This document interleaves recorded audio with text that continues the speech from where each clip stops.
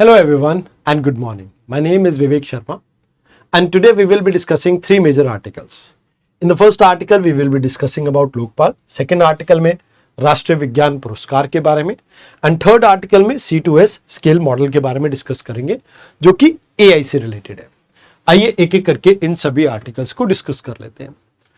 First article में आपको यह समझना होगा लोकपाल के बारे में। देखिए 1963 में लोकपाल के बारे में बात की गई थी पहली बार एंड इसके बाद मल्टीपल ओकेजन्स पे बिल को इंट्रोड्यूस करने की कोशिश की गई बट ये फेल रहे। बट 2011 में अन्ना हजारे लेड एक एंटी करप्शन मूवमेंट स्टार्ट होती है और वहां से लोकपाल एंड लोकायुक्त एक्ट आता है 2013 में।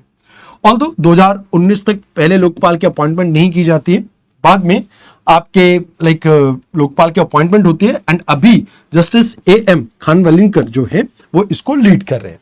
वैसे टोटल चेयरपर्सन के अलावा 8 मेंबर और होते हैं आपके, जो कि आधे जुडिशियल मेंबर होने चाहिए और आधे नॉर्मल। देन 50% जो है SC ST OBC मिनॉरिटी और वुमेन कैटेगरी से भी आ सकते हैं।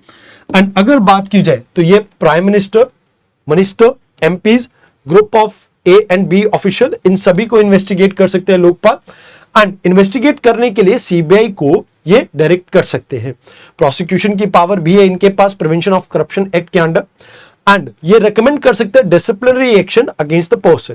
मोरओवर ये एक क्वासी जुडिशियल बॉडी है जिसकी अपॉइंटमेंट प्रेसिडेंट के द्वारा की जाती है एंड इसमें एक सिलेक्शन कमेटी होती है जिसको चेयर करते हैं प्राइम मिनिस्टर, लोकसभा के स्पीकर इसमें आ जाते हैं, लीडर ऑफ ऑपोजिशन आ जाते हैं इसमें, चीफ जस्टिस ऑफ इंडिया और या उनके द्वारा नॉमिनेटेड कोई चीफ जस्टिस के अलावा पर्सन जो सुप्रीम कोर्ट का जज रहा हो वो भी इसमें पार्टिसिपेट कर सकते हैं एंड साथ के साथ एक एमिनेंट जुरिस्ट इसमें रहेंगे। तो टोटल 5 मेंबर की ये कमेटी रहती है। फिलहाल के लिए क्रिटिसिज्म में इसलिए है क्योंकि इन्होंने 7 लग्जरी गाड़ी की डिमांड की थी बट ओवरऑल इनकी वर्किंग को लेके काफी सारे क्वेश्चंस खड़े होते हैं क्योंकि 6000 के करीब, आप ये कह सकते हो 7000 के करीब इनके पास केसेस थे 2019 में, बट अभी तक प्रोसिक्यूशन बहुत लिमिटेड नंबर्स में देखने को मिली है जो कि 0.007% के आसपास आपका आ जाता है। तो 12 सालों में इतने कम प्रोसिक्यूशन की वजह से थोड़ा इनको आप कह सकते हो कि क्रिटिसाइज किया जा रहा है और कहा जा रहा है कि भैया आप इस तरह से लग्जरी गाड़ी मांगेंगे तो पब्लिक आपके ऊपर ट्रस्ट कैसे करेगी। मोर ओवर डिस्पोजल रेट काफी कम है, ट्रांसपेरेंसी के इश्यूज हैं, डिले देखने को मिलता है इंस्टीट्यूशनल सेटअप में, खासकर प्रोसिक्यूशन विंग 2025 में ही सेटअप किया गया। आपकी डिपेंडेंस है गवर्नमेंट एजेंसीज के ऊपर खासकर इन्वेस्टिगेशन के लिए एंड ब्यूरोक्रेटिक टैक्टिक्स का यूज किया जा रहा है केसेस के नंबर को आर्टिफिशियली कम करने के लिए। जहां पे आप देखिए एक समय पे 7000 केसेस आपको देखने को मिलते थे बट हाल फिलहाल में ये कहा जा रहा है कि इनके पास जो केसेस हैं वो रिड्यूस हो चुके हैं, 200 के आसपास, 200-300 के आसपास पहुंच गए। बट ये रिड्यूस कैसे हुए? सिर्फ एक फॉर्मेट का एरर होने की वजह से। तो कहा जाता है कि भाई इस चीज के ऊपर भी आपको थोड़ा ध्यान देना चाहिए। अब इनकी टेन्योर की बात की जाए तो 5 साल या 70 साल age. Chief justice of India या कोई भी सुप्रीम कोर्ट के जज जो होंगे वो यहां पर उनकी जो सर्विस कंडीशन होती है तो सेम इनकी भी सर्विस कंडीशन वैसी रहेगी, मेंबर्स की सुप्रीम कोर्ट के जजेस जैसी और चीफ जस्टिस ऑफ इंडिया की तरह चेयरपर्सन की। सैलरी अलाउंस कंडीशन आपकी डिसएडवांटेज को चेंज नहीं की जा सकती आफ्टर आपकी अपॉइंटमेंट और इनको रिमूव करने का जो मुहिम है वो आपके प्रेसिडेंट ही कर सकते हैं जब भी आपकी सुप्रीम कोर्ट रिकमेंड करे, जब प्रूवन मिसबिहेवियर या इनकैपेसिटी आपकी शोकेस होती है। तो ये चीजें हैं जो आपको याद रखनी है। अब बात करते हैं सेकेंड आर्टिकल की। अभी रिसेंटली भारत में 24 साइंटिस्ट को और एक टीम को राष्ट्रीय विज्ञान पुरस्कार दिए गए। अब पद्म अवार्ड की तरह ही इनको डिजाइन किया गया। 2023 में पहली बार इसके बारे में बात की गई थी जहां पर यूनिफाई कर दिए गए थे साइंस के अवार्ड्स इंडिया के अंदर। तो 4 कैटेगरी है इसमें।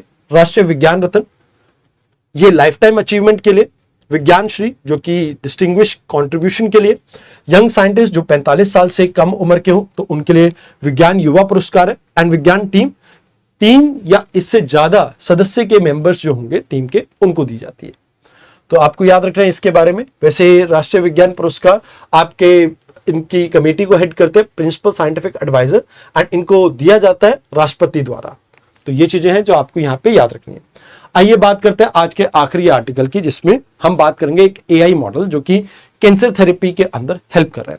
ये वैसे तो आपका डेवलप किया गया गैमा फैमिली के द्वारा जो कि ओपन मॉडल है आपका।